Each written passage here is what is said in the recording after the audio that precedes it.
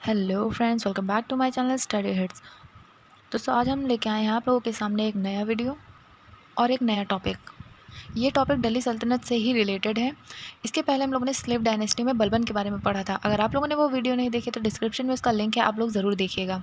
तो हम दिल्ली सल्तनत के रूलर्स के बारे में पढ़ रहे थे, जहाँ पे हम लोगों ने बलबन को कंप्लीट कर लिया था। लेकिन उसमें एक शासक रह गए थे, वो थे बुगरा खान। तो हमने सोचा कि बुगरा खान पर भी एक वीडियो बनाई जाए। तो चलिए बिना किसी देरी के स्टार्ट करते हैं आज का topic. Nasiruddin Bughra Khan, also spelled Bughra Khan, was the younger son of Delhi Sultanate Ghiyasuddin Balban. He served as governor of Bengal Lucknauti from 1281 to 1287, and in 1287 he declared himself independent Sultan of Bengal, reigning until about 1291. तो जो नसीरुद्दीन बुगरा खान थे वो दिल्ली के सुल्तान घियासुद्दीन बलबन के छोटे बेटे थे। घियासुद्दीन बलबन के बारे में हम लोगों ने स्लेव डायनेस्टी में पढ़ा था। उन्हें बंगाल यानी लखनौती का सूबेदार 1281 में नियुक्त किया गया था। 1287 ईस्वी में बलबन की मृत्यु के बाद बुगरा खान ने दिल्ली वापस लौटने से इनकार कर दिया। मतलब सभी लोग ये चाहते थे कि वह दिल्ली के सुल्तान बन जाए, लेकिन बुगरा खान ने यह कहा कि वो बंगाल को स्वतंत्र सल्तनत घोषित करना चाहते हैं और वो वहीं के ही सुल्तान बन के रहना चाहते हैं। नसीरुद्दीन की उपाधि धारण की और लगभग 1291 तक बंगाल के स्वतंत्र शासक रहे। ये है बुगरा खान, आप लोग इस फोटो के जरिए देख सकते हैं। अब हम लोग governor to sultan of Bengal appointed by Balban after crushing Tughra Khan's rebellions, declined Balban's summons to Delhi upon his father's death, instead of declared Bengal independent, assuming the title of Nasiruddin. ये जैसे हमने बताया कि उन्होंने title Delhi का title उन्होंने नहीं, उन्होंने बंगाल का ही सुल्तान बनने का सोचा और उन्हें टाइटल क्या दिया गया? Nasiruddin. Meeting with son Kaiqubad. So after Balban passed in 1287, nobles in Delhi installed Bughra Khan's son Muizuddin Kaikubad as Sultan, while the powerful Wazir Nizamuddin took real control. Now Kaikubad was misruled, led to disorder. His father marched from Bengal with army to straighten things out.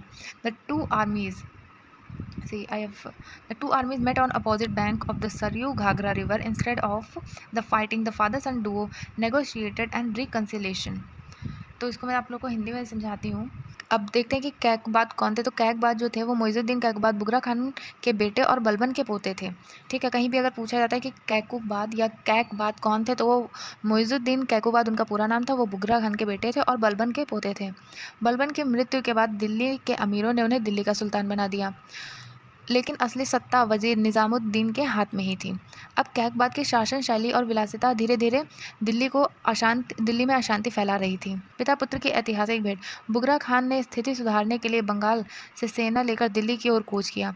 दोनों ही सरयू नदी यानी कि जो घाघरा नदी है उसके किनारे आमने सामने उनकी सेनाएं आईं।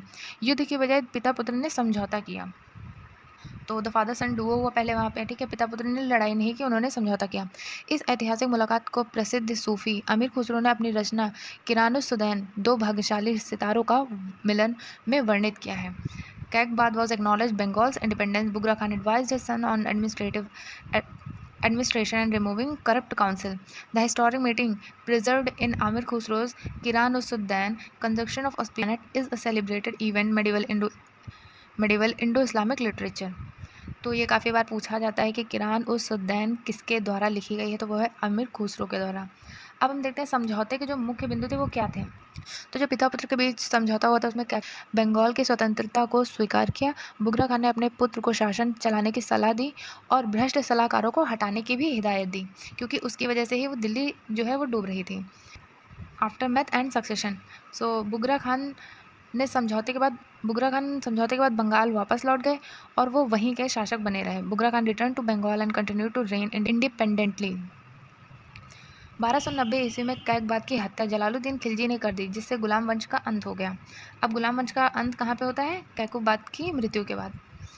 सो Kaiqubad was remain in Delhi until his assassination in 1290 by Jalaluddin Khilji, ending the Mamluk dynasty. Slave dynasty यानी गुलाम वंश को मामलुक डायनेस्टी के नाम से भी जाना जाता है।